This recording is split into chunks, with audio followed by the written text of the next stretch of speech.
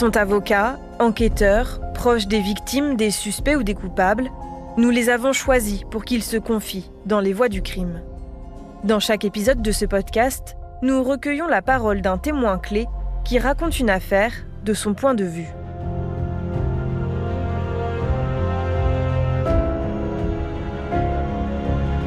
Je suis Marie Zafimei, journaliste à RTL, et dans cet épisode, j'ai choisi de revenir sur un féminicide, celui de Nadia Ney, avec une personne qui l'a bien connue, son avocat.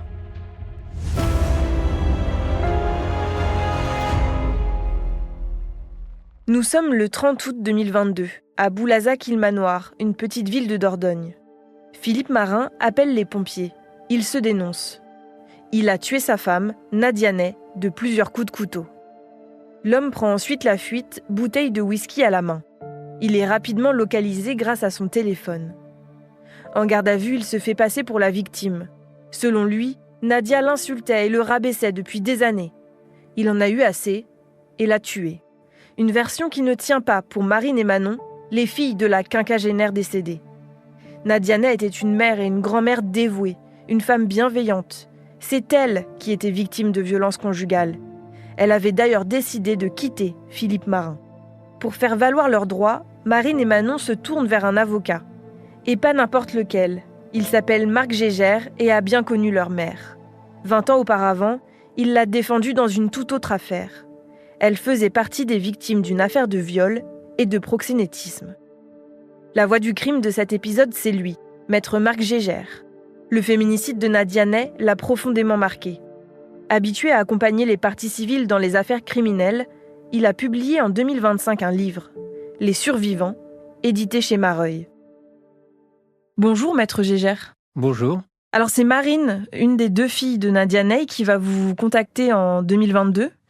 Sa mère vient d'être assassinée par son conjoint. Comment se passe votre première rencontre ? Cette première rencontre se passe un peu comme je reçois tous mes clients ou mes clientes, c'est-à-dire que je vais la chercher dans la salle d'attente et puis, comme elle s'appelle Marine Gondouin, je fais aucun rapprochement particulier avec quelqu'un que j'ai connu 20 ans auparavant.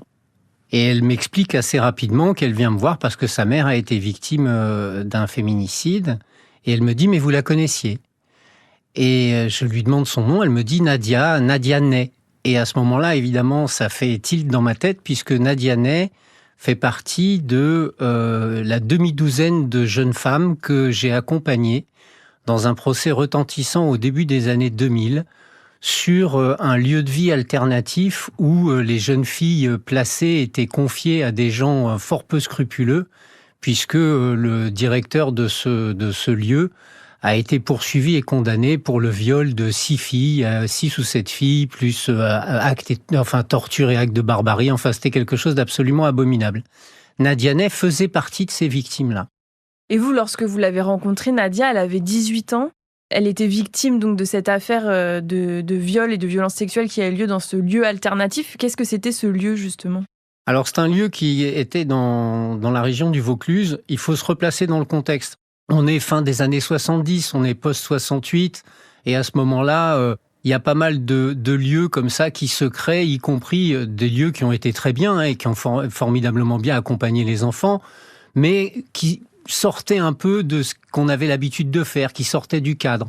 Donc là, l'idée, c'était de se faire retrouver ensemble des jeunes qui étaient en perdition, autour d'un projet commun, autour de la nature. Je sais qu'il y avait des chevaux, des animaux dans ce lieu, etc.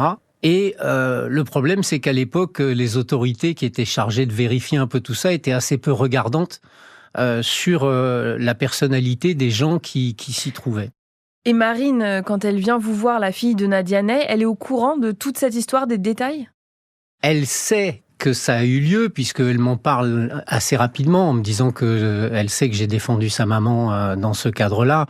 Je pense qu'elle savait que ça s'était mal passé pour sa mère, mais elle n'en connaissait évidemment pas les détails, et loin de moi l'idée de les lui donner, d'abord parce qu'elle ne me les a pas demandés, et ensuite parce que je pensais que c'était pas la peine de lui faire du mal pour rien, en quelque sorte. Ça n'aurait rien rajouté à sa situation. Et vous, quel souvenir vous gardez de Nadia Ney ? Elle venait de rencontrer celui qui allait être son mari, Monsieur Gondouin, pendant plus de 20 ans, je crois. Elle était très réticente à parler de toute cette histoire parce qu'en quelque sorte, elle avait déjà, elle, un peu tourné la page. Elle s'était mariée, elle avait déjà eu un enfant, elle était enceinte du second. Elle voulait plus trop replonger dans tout ça et Nadia, il fallait presque aller la chercher dans le coin de la pièce pour ne pas l'oublier quelque part. Elle n'avait pas envie finalement de se retrouver à nouveau plongée dans ce système-là et dans ce qu'elle avait pu vivre. Et justement, alors, quand vous apprenez que cette femme que vous avez assistée est décédée, vous dites c'est émouvant, mais quel sentiment ça vous procure de savoir qu'aujourd'hui elle est décédée 20 ans après ? La première pensée qui me vient à l'esprit, c'est vraiment de me dire il y a des gens qui sont frappés par le sort d'une manière absolument incroyable. Parce que à ce moment-là, me revient en tête tout le parcours de Nadia, qui a commencé sa vie dans des conditions effroyables. Elle est issue d'un couple dont la mère va quitter le domicile et les abandonner assez rapidement. Elle va être placée dans une famille d'accueil où il y aura de la violence. Ensuite, son père, alors qu'elle a 10-12 ans, finira par la récupérer avec sa nouvelle compagne, mais elle sera violée par un ami du père. Elle a des frères et sœurs. Elle va subir, si je puis dire, le suicide de son frère en 2010, le suicide de sa sœur en 2014.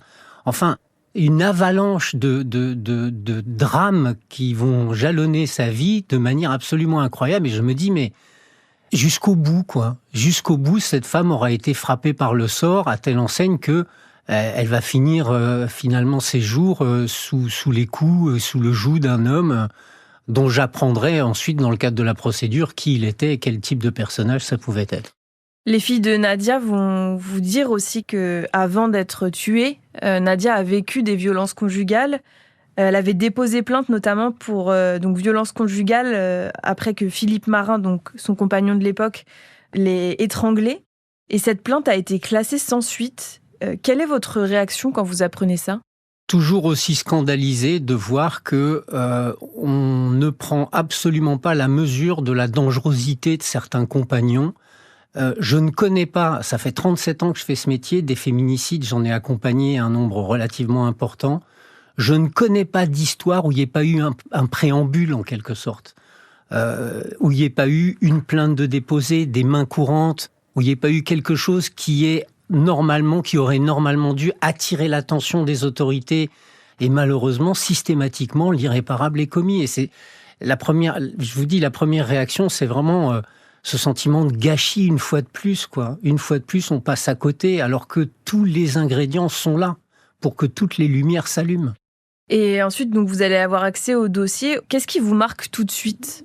Ce qui me marque quand je prends connaissance de ce dossier, c'est qu'il y a non seulement une plainte qui est déposée en décembre 2021, je rappelle qu'elle a été tuée en août 2022, mais il y a aussi 2 mains courantes. Et ça, c'est typique aussi de certaines victimes qui veulent en quelque sorte prendre date sur un événement, mais sans qu'il y ait de conséquences. Et ça me renvoie tellement à ce que j'avais comme souvenir de Nadia, cette personne assez renfermée, assez secrète finalement. Il y a 2 mains courantes, dont une qui sera en avril 2022, donc quelques mois avant les faits. Et puis ce qui va me frapper, c'est que moi j'ai le souvenir, quand il y a le premier procès au début des années 2000, j'ai le souvenir d'une femme dont j'ai le sentiment de pouvoir dire qu'elle s'en est sortie. C'est-à-dire que vraiment, on a quelqu'un qui a repris en quelque sorte un cours à peu près normal de vie avec un compagnon, des enfants, et on a vraiment le sentiment qu'elle a la volonté absolue de s'en sortir.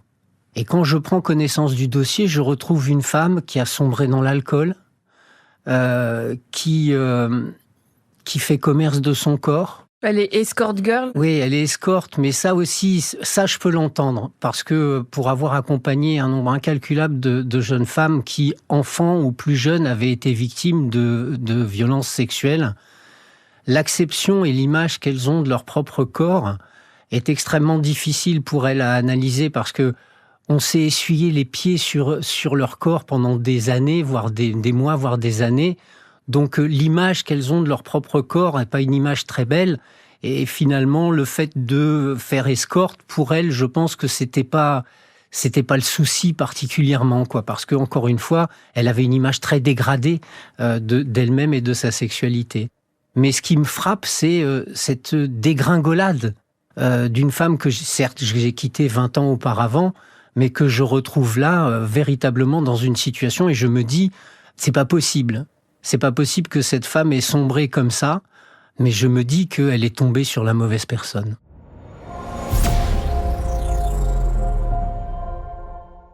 Alors justement, vous parliez du fait que Nadia était escorte, et ça, ses filles ne le savaient pas. Officiellement, elle était sans emploi. C'est vous qui l'apprenez à ses filles ? Oui, ça va être très compliqué ça, parce que je pense que Nadia a toujours voulu, vis-à-vis de ses filles, avoir une image d'une mère et d'une grand-mère tout à fait classique, si je puis dire. Et ça colle pas. Donc lorsque je vais recevoir à ce moment-là les deux sœurs en même temps. Marine et Manon ? Oui, Marine et Manon, je peux pas faire l'économie de leur dissimuler ça parce qu'elles vont l'entendre au procès. Donc je leur explique.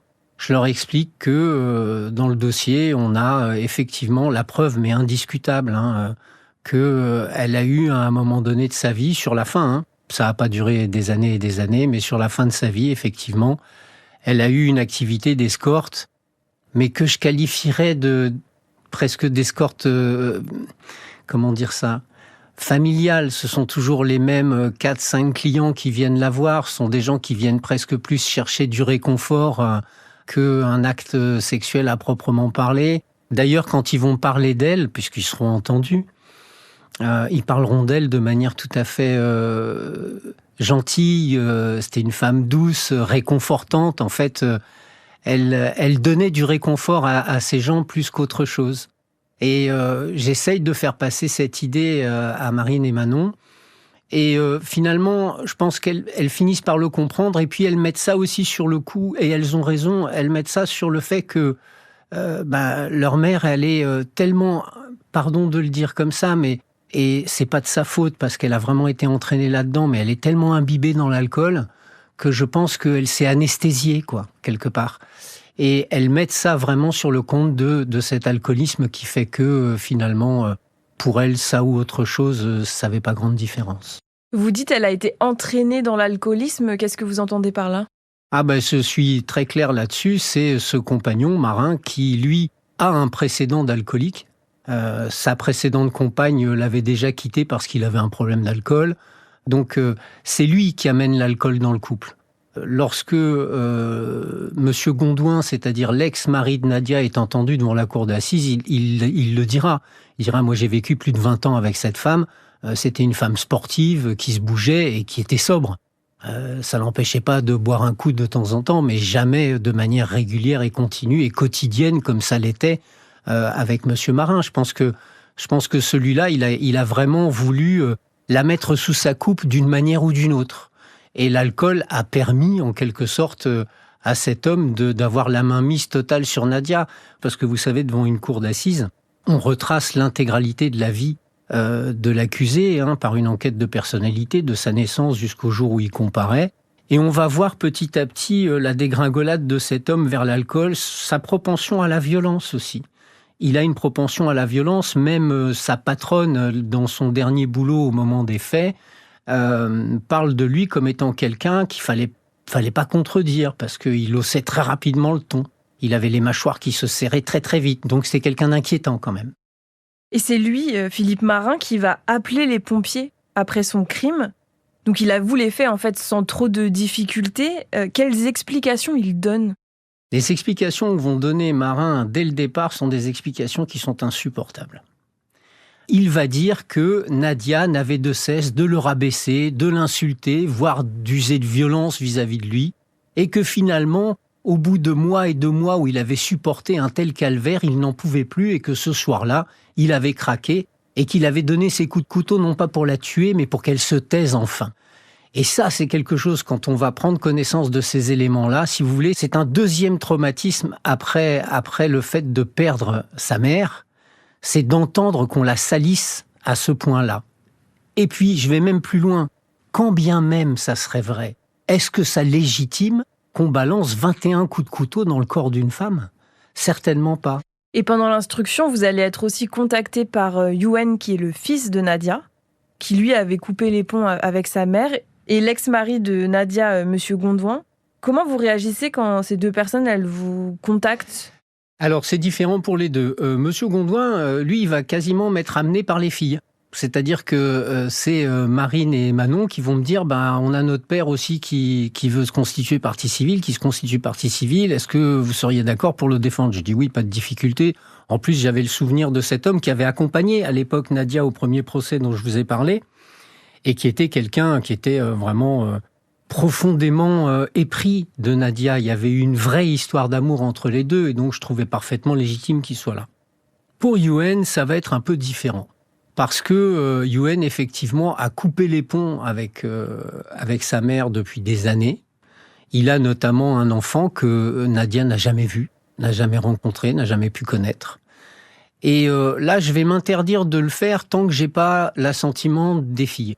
C'est-à-dire que je vais dire à Marine et Manon, voilà, Yuen me demande si je peux intervenir pour lui. Est-ce que vous êtes d'accord pour le faire ? Pour que je le fasse, pardon.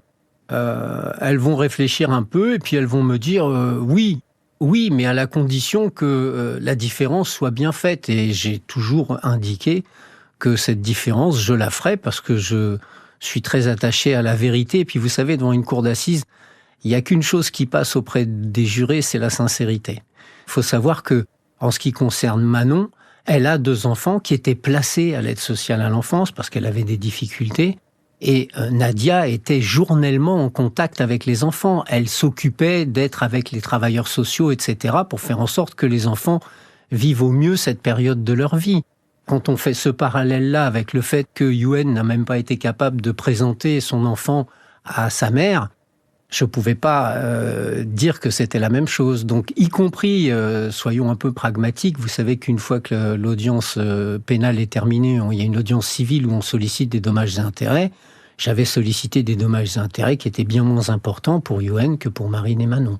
Et est-ce que vous sentez que d'avoir connu Nadia, ça change quelque chose dans votre rapport à vos clients ? Oui, je pense que ça change quelque chose parce que c'est complètement inversé. C'est-à-dire, lorsque vous défendez une famille parce qu'elle a perdu quelqu'un, vous vous faites une idée de l'existence de cette personne simplement au travers de ce que vous en disent ses proches.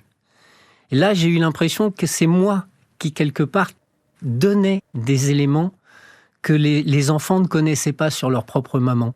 Parce que je l'avais connue alors les enfants étaient bébés, quoi. Et je crois qu'elle était enceinte de la 2e lorsque le procès a eu lieu. Donc j'ai pu leur apporter des éléments sur leur maman.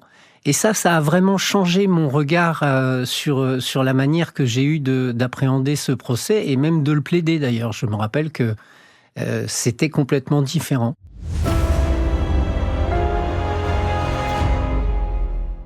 Le procès de Philippe Marin s'ouvre une première fois le 14 mars 2025. On est devant la cour d'assises de Dordogne.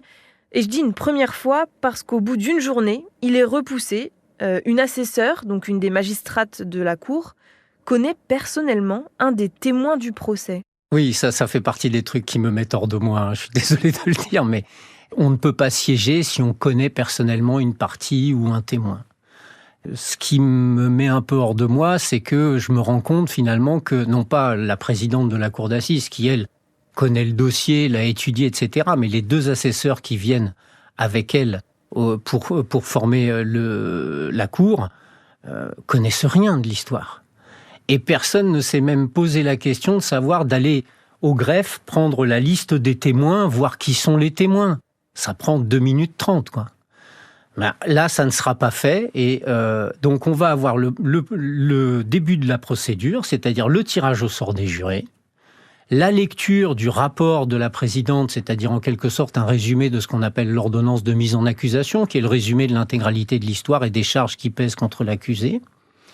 Et puis, au moment où l'huissier fait l'appel des témoins, pour vérifier qui est là, qui n'est pas là, etc., là, il va y avoir une suspension d'audience et c'est au retour de cette suspension que la présidente nous dit, on est un vendredi, hein. La présidente nous dit, écoutez, le dossier doit être renvoyé parce que l'un de mes assesseurs connaît un des témoins. Vous imaginez ce que c'est pour quelqu'un, je ne sais pas, il vous est arrivé certainement d'avoir des épreuves dans votre vie, on passe le bac, on passe l'oral du bac, on y va, non, c'est pas ton tour, ça sera demain. C'est quelque chose qui est très difficile. Alors vous imaginez, quand on parle de la mort de votre maman dans des conditions absolument abominables, ça va complexifier un peu plus la situation qui est la leur. Donc On va laisser tomber le vendredi et on y retournera le lundi matin. Donc finalement, vous l'avez dit, le procès va pouvoir se tenir dès le lundi. Il va durer 3 jours. Les filles de Nadia Ney, Marine et Manon, sont entendues au 2e jour. Qu'est-ce qu'elles racontent à la barre ? Elles vont être toutes les deux prises entre 2 soucis principaux. Le premier, c'est évidemment de parler de leur maman et de dire tout ce que leur maman représentait pour elles, y compris dans leur quotidien. C'est-à-dire que même loin, même à distance, cette femme, en fait, vouait sa vie à ses enfants et à ses petits-enfants. Donc, elles vont avoir ce premier souci-là. Et le deuxième va être de contrer la thèse que soutient Marin et d'expliquer qu'au contraire, en fait, si ces coups de couteau, ils arrivent à ce moment-là, c'est pour une raison malheureusement simple et qu'on retrouve assez systématiquement dans les féminicides, c'est que Nadia avait décidé de le quitter et qu'elle en avait déjà parlé à ses filles. C'est pas du tout ce que nous sert Monsieur Marin comme thèse. Et ça, c'était aussi important pour elle, qu'elle puisse expliquer que ce qu'il disait correspondait absolument pas à la vérité. Et on sait que dans les procès de féminicide, c'est toujours très difficile de rendre son humanité à la victime et de parler d'elle. Mais dans cette affaire, le juge d'instruction a demandé une enquête de personnalité sur Nadia Ney. Qu'est-ce qu'elle dit, cette enquête de personnalité ? C'est particulier comme démarche ? Alors, c'est particulier comme démarche et je trouve ça extrêmement bien de le faire parce que ça rééquilibre justement les choses. Et de plus en plus, il m'arrive de plus en plus de constater que dans des affaires de crime, eh bien, on a un juge d'instruction qui décide d'organiser une enquête de personnalité sur la victime. Ça veut dire que quelqu'un va être chargé de retracer la vie de cette victime, de sa naissance jusqu'au moment de son décès dans des conditions atroces. Et ça, c'est très important parce que ça la fait vivre. Ça donne du concret aux gens. Ça montre bien que c'est pas un numéro de dossier ou un nom comme ça qui s'évanouit dans l'air. C'est une personne qui a vécu, qui a souffert, qui a traversé des épreuves. En tout cas, pour ce qui concerne Nadia, c'était absolument saisissant de voir à quel point la vie s'était acharnée sur elle. Je veux dire, se retrouver dans ce lieu de vie alternatif où il se passera ce que je vous ai expliqué tout à l'heure, où elle va être victime de viol, où on va vouloir la prostituer, enfin des choses absolument abominables. Elle a un frère et une sœur qui vont se suicider respectivement en 2010 et 2014. Et on apprend finalement au bout de sa vie qu'elle va encore vivre 2 ans avant ce qui lui arrive à elle. Elle va vivre un drame supplémentaire, c'est qu'elle va perdre un de ses petits-enfants, Ninon, qui est là la fille non pas de Manon mais de Marine, qui va être victime d'un accident de la route avec le compagnon de Marine qui va finir fortement handicapé et la petite Ninon qui malheureusement va être décédée des suites de cet accident. Et là, on va se rendre compte je vais me rendre compte que les jurés sont extrêmement attentifs et quelque part, ils ont les yeux qui s'écarquillent un peu plus à chaque phrase parce qu'ils se disent « mais qu'est-ce qu'elle a fait cette femme pour mériter autant de douleur et autant de souffrance ?» Donc c'était vraiment très important et j'espère que ça sera un peu plus systématique dorénavant, les enquêtes de personnalité sur les victimes. Et vous, c'est la première fois que vous voyez Philippe Marin ? Oui. Et alors, quelle impression il vous fait ? C'est compliqué cette question parce que c'est difficile pour moi de donner une impression objective parce que j'ai déjà dans l'esprit tout le bagage que représente la procédure et l'étude que j'ai pu en faire. C'est un pauvre type.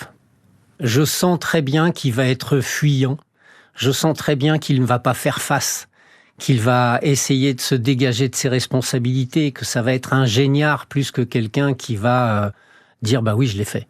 Donc je me prépare à ça et quelque part l'image qu'il renvoie de lui est une image qui correspond à peu près à ce que je m'étais fait comme idée en étudiant à la fois le dossier et les dépositions qu'il a pu y faire.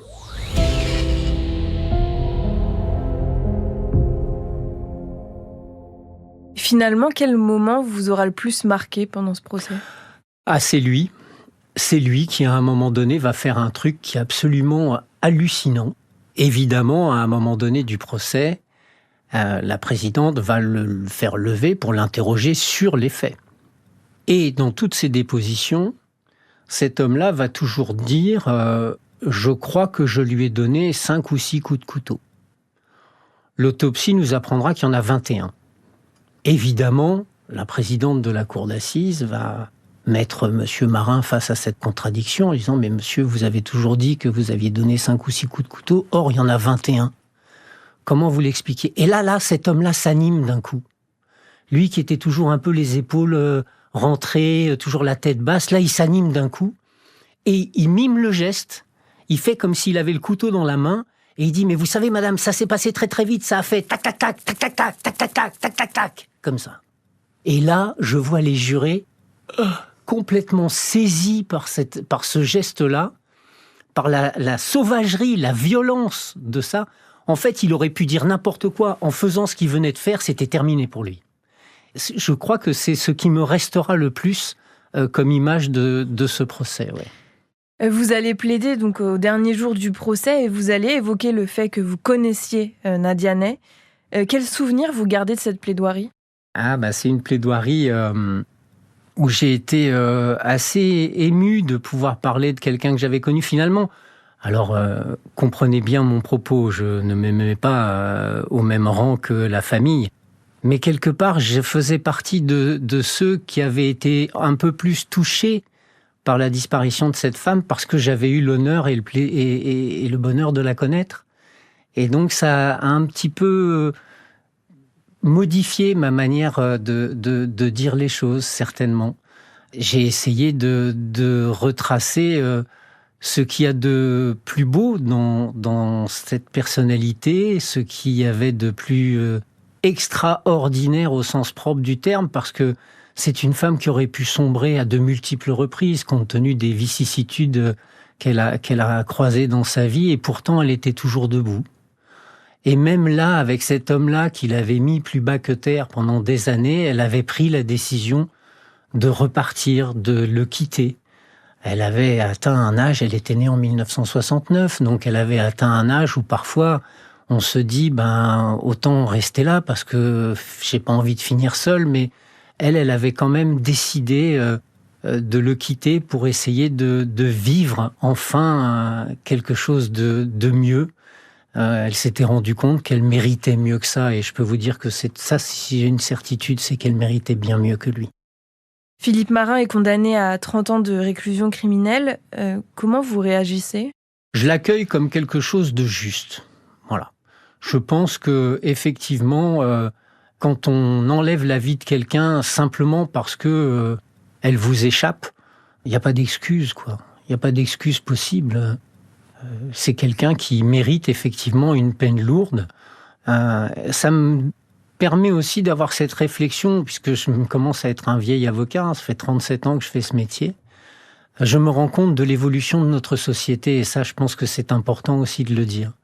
Les premiers féminicides où j'ai accompagné des familles de victimes, au début des années 2000, l'ex-mari ou l'ex-amant ou le conjoint était condamné, je me rappelle d'une affaire d'ailleurs qui est dans mon livre, où il avait été condamné à 10 ans. Et puis je me rends compte aujourd'hui que le tarif, pardon de le dire comme ça, mais qu'effectivement le quantum des peines qui sont prononcées aujourd'hui dans ce type d'affaires, il est bien plus haut, et il est toujours plutôt autour des 30 ans de réclusion criminelle. Donc Philippe Marin n'a pas fait appel, donc sa condamnation est définitive. Aujourd'hui, on est presque un an après le procès. Comment vont vos clientes et vos clients ? Écoutez, Yoann, j'ai plus trop de nouvelles parce que j'ai refusé de continuer à m'occuper de l'indemnisation de son préjudice. Je me préoccupe de l'indemnisation des préjudices des filles et de l'ex-mari. Pour les victimes, le parcours judiciaire ne s'arrête pas au verdict de la cour d'assises, puisqu'il faut ensuite se préoccuper de récupérer ou de recouvrer le montant des dommages et intérêts qui leur ont été alloués par la cour. On saisit à ce moment-là ce qu'on appelle la commission d'indemnisation des victimes d'infraction, et l'organisme payeur, qui est le fonds de garantie, qui est alimenté par nous tous. C'est chaque fois que vous payez une assurance, il y a une petite partie qui va alimenter le fonds de garantie. eh bien, est libre de dire qu'il accepte ou pas la décision de la cour d'assises. Il peut très bien dire oui, ou oui, mais moins, ou non, je suis pas d'accord. Et à ce moment-là, vous recommencez une procédure devant la commission d'indemnisation des victimes d'infraction. Pour Marine et Manon, le problème ne s'est pas posé. Mais pour Monsieur Gondouin, le problème se pose. Donc, je suis encore devant la commission d'indemnisation des victimes d'infraction pour essayer d'obtenir la même chose. Je ne demande pas plus que ce que la cour d'assises, qui a connu pendant 3 jours de cette histoire et qui est, à mon avis, plus à même qu'un fonds de garantie de savoir quelle est l'ampleur du préjudice subi, d'avoir au moins la même somme pour cet homme qui n'en fera rien d'autre que d'aider un peu plus ses filles dans leur parcours de vie. En tant qu'avocat, vous nous l'avez dit, vous avez beaucoup travaillé sur des affaires de féminicide et vous en avez fait un livre, Les Survivants, publié aux éditions Mareuil. On imagine que le fait d'avoir connu Nadia vivante, ça fait que cette affaire tient une place particulière dans votre carrière. C'est le cas ? Oui, c'est le cas, et c'est tellement le cas que l'affaire de Nadia et une autre affaire que j'ai plaidée aussi en 2025 m'ont donné l'idée d'écrire un nouveau livre que j'ai envie d'appeler Autopsie du féminicide, parce que j'ai vraiment envie d'amener les lecteurs en profondeur dans ces affaires pour essayer de mieux comprendre les mécanismes qui amènent à ce type de crime. Donc je pense réserver une place toute particulière à Nadia et à son histoire dans mon prochain bouquin, même si, comme vous l'avez dit, dans Les Survivants, il y a déjà de nombreux féminicides, mais pas que, malheureusement, il y a aussi des infanticides, un matricide, ce qui est rarissime. Voilà, j'ai essayé là aussi d'expliquer le parcours des victimes. L'appareil judiciaire, il n'est pas fait pour les victimes. Il est fait pour qu'une société accuse une personne qui a commis un crime et le condamne. La partie civile, c'est une pièce rapportée dans la procédure pénale. Et j'ose espérer qu'à travers ce livre, eh bien, on lui donnera la place qu'elle mérite.